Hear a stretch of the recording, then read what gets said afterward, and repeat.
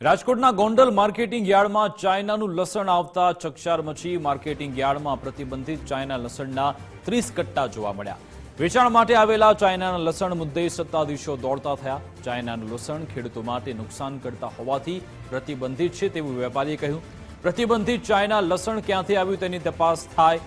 China લસણની દાણચોરી થતી હોવાના આક્ષેપ સાથે તપાસની માંગ થઈ અને આ અંગે રજૂઆત પણ કરી। ગોંડલ માર્કેટિંગ યાર્ડમાં ચાઇનાનું લસણ આવ્યું છે એવા અમારા વેપારીઓનું માનવું છે અને અમારા વેપારીઓનો લસણનો અનુભવ છે હીરા કરતાંય વધારે લસણને પારખે છે અને બધાએ અમને બોલાવ્યા કે ચાઇનાનું લસણ આવ્યું છે। જોકે કાયદેસર આ માલ દાણચોરીનો ગણાય, કારણ કે ચાઇનાનું લસણ ભારતની અંદર બેન્ડ છે અને અમારા વેપારીઓને એવું રજૂઆત છે કે આ દેશ લેવલે યોગ્ય નિર્ણય લેવો જોઈએ। એટલે અમે આ વાત જોઈ સાંભળી અને અમને એવું દેખાય છે કે આની ઉપર કડક કાર્યવાહી થવી જોઈએ।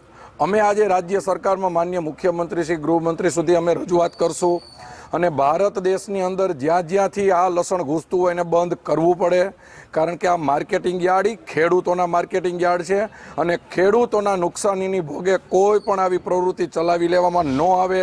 આજે ગોંડલ માર્કેટ યાર્ડમાં ચાઇનાનું લસણ જે બેન્ડ છે ભારતની અંદર, તે ગોંડલ માર્કેટ યાર્ડમાં અંદાજે 30 કટ્ટા જેવું લસણ ઉતરેલું છે। અંદાજે 600-700 કિલોનો જથ્થો છે।